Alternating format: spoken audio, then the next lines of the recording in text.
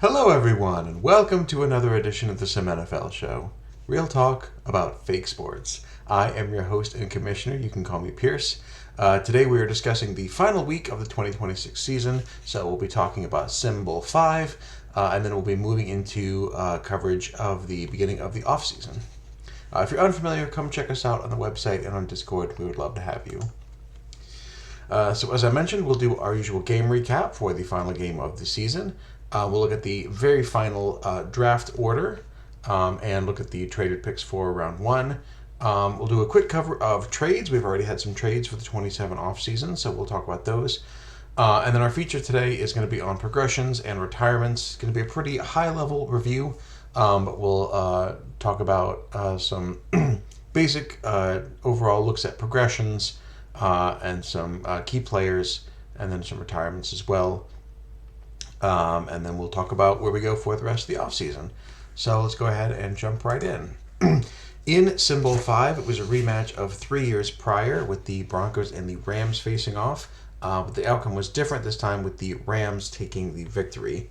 Rams started out strong with Avila finding Baldwin for an 18-yard gain. But then 3 plays gained less than 10 yards, and the Rams had to punt off their first possession. Denver started off strong running the ball, with Johnson running for 12, and then Gesicki for another 10. Eventually the Broncos got into Rams territory and drove into range for a downing field goal from 42 yards out to get on the board first at 3-0.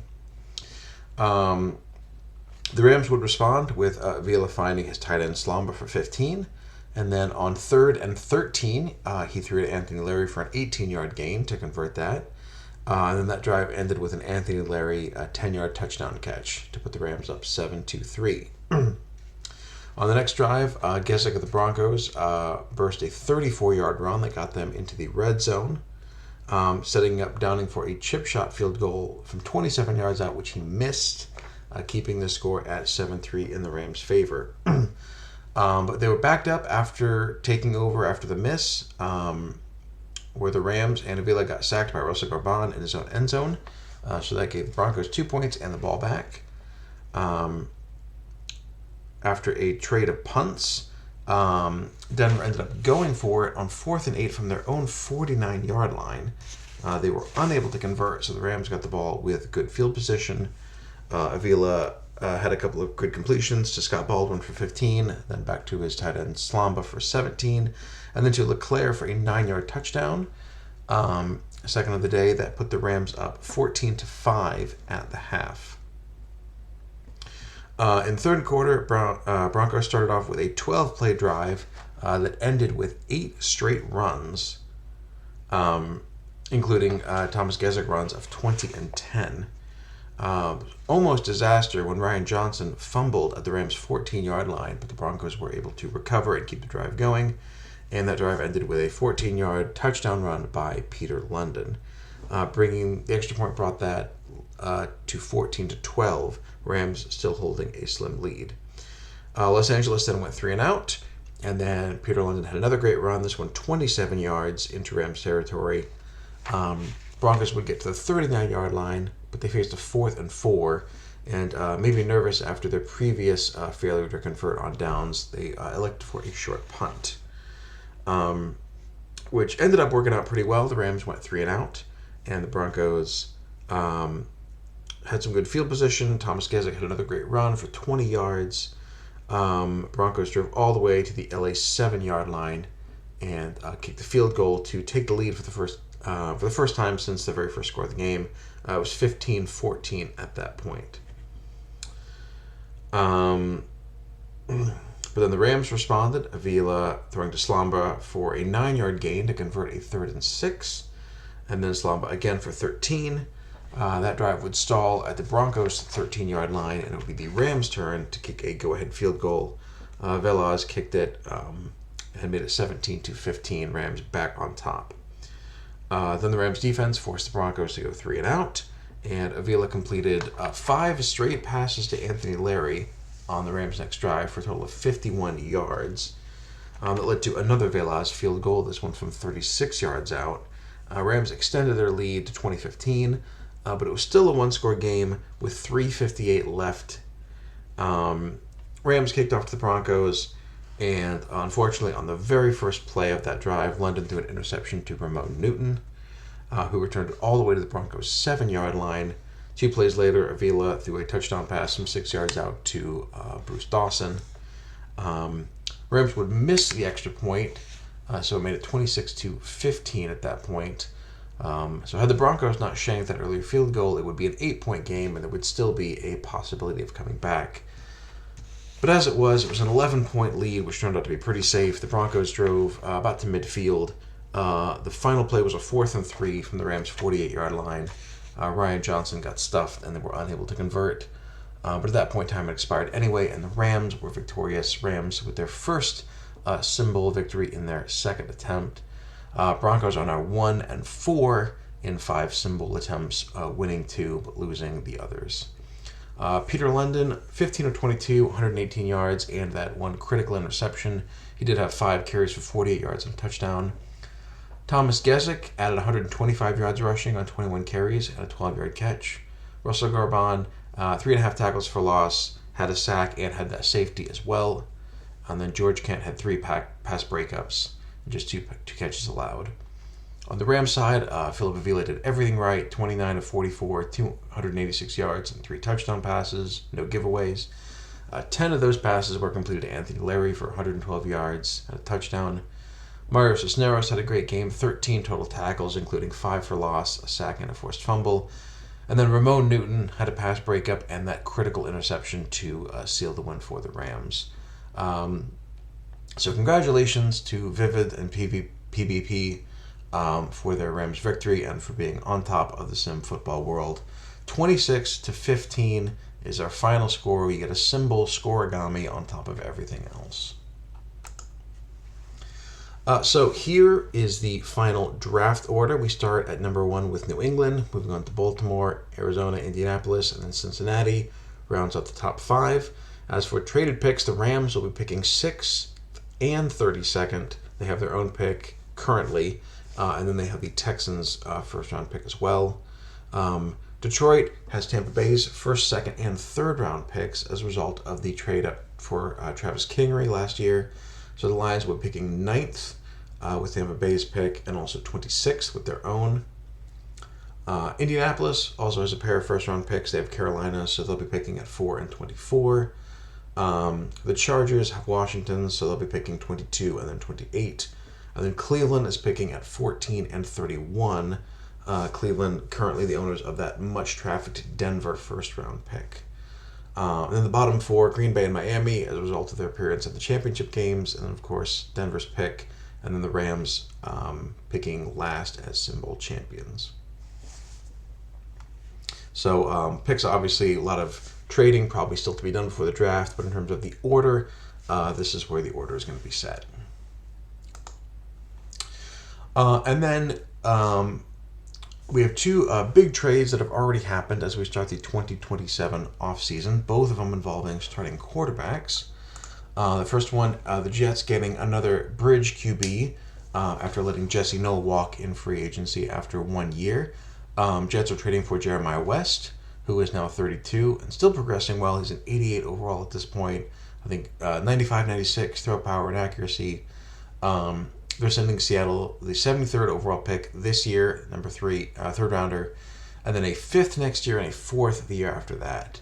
So 3 mid-round picks going to Seattle, the Jets getting Jeremiah West, as they continue to rely on veteran quarterbacks up in New York. And then the newest and biggest trade, Cowboys are trading for Peter London, fresh off his 5th conference championship, 91 overall at 31. And the Cowboys are sending firsts from next year and 2 years out, and then a 3rd rounder as well. So a couple of feature firsts and a 3rd for Peter London.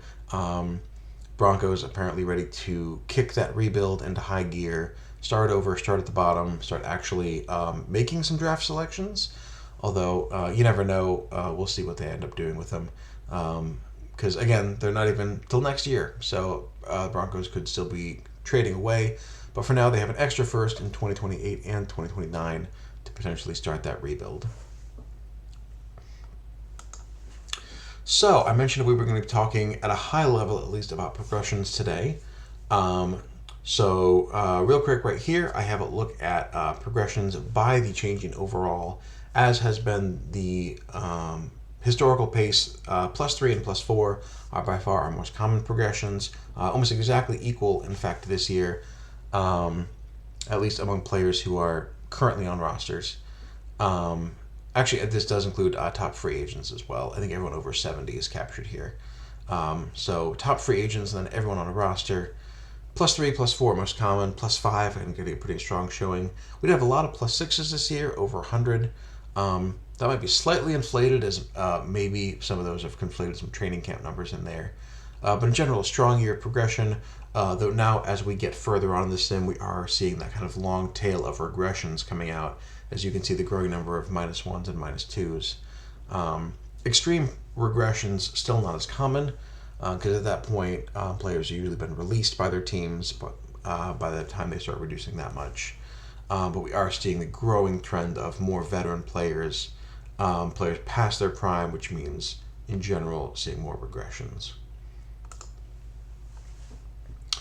And then, as far as just some high level looks, we now have 31 players who are at 90 or higher overall, led by Chad Bruce and Jeffrey Jesse, who are with 96 overalls, both of them entering their age 31 season. So those are our top two by overall, but again, growing number of 90 plus players, almost as many as we have teams in the league at this point. We now have 215 players of 80 plus, and that includes 34 players who were drafted who played at least 1 year in CFB. So basically non-pool players, making up not quite 1 in 6 of those. Those highest numbers there, Jehu Ginn is an 86 overall, Elijah Rader, 86 overall. Both of those first round picks from the very first draft class. And then we have lineman Christian Barraclaw, who's also an 86 overall, at only 24. So of the drafted players, those are the highest rated currently. And then from this most recent draft class, from the 2026 class, we have 19 players who are already over 70, based on their first progression and first camp.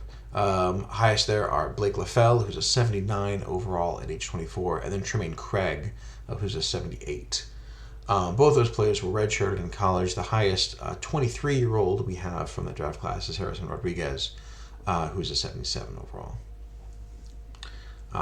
So yeah, continuing the upward trend as the floor continues to rise, as we're still not at the point where drafted players have completely taken over for pool players, except at running back, but we are seeing that trend continuing to develop year over year. As for highest overalls by position, at quarterback we have Peter London and Dean Hammonds, who are now 91. Hugh Kahn is our highest rated running back. He's a 79 overall. But again, looking at some of those numbers like Rodriguez and Craig, expect some guys to break 80 next year. Daniel Ellswick of the Chiefs, 93, top rated wide receiver. Jamie Ramirez at 90 for tight end. And then at lineman, Garcia, Diaz, and Helton, a couple of 95s and a 92.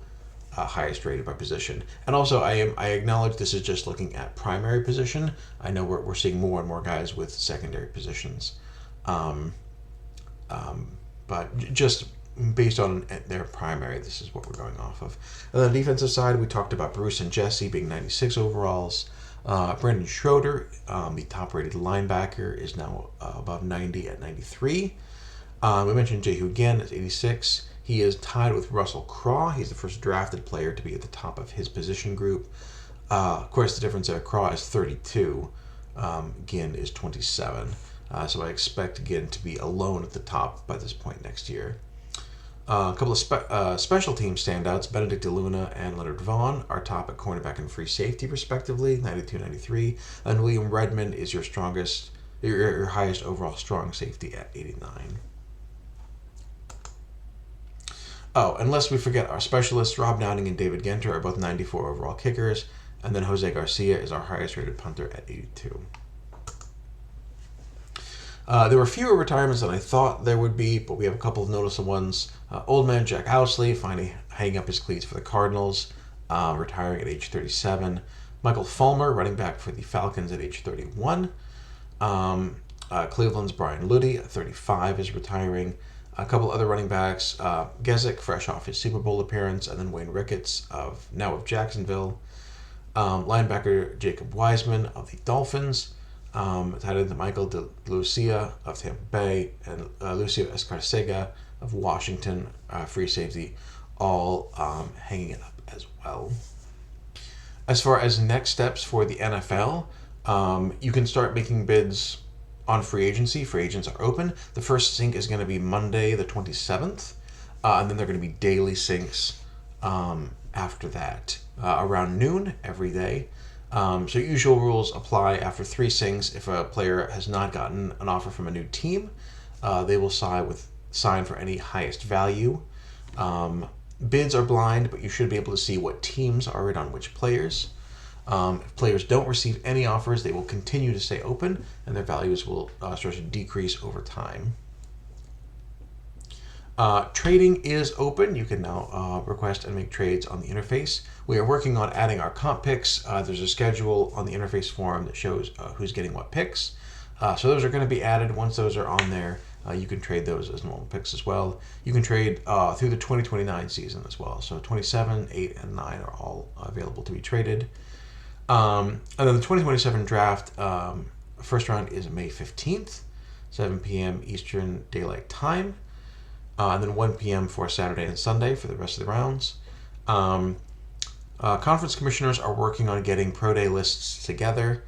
And then combine lists have been put together, so we'll be running those as we're able and sending those out to you so people can begin their pre-draft preparations. The draft room is available on the interface, so you are allowed, if you would like to start scouting players. Personally, I would recommend waiting until like pro days and combine, but the feature is up and running. In fact, a lot of cool stuff has been added to the draft room. It's very exciting. But that is open as well, and again, pro days and combine results to come. So, as for the upcoming SimNFL shows, now that we are finishing out the 2026 season, next week I want to do a deeper dive into overalls, specifically by position.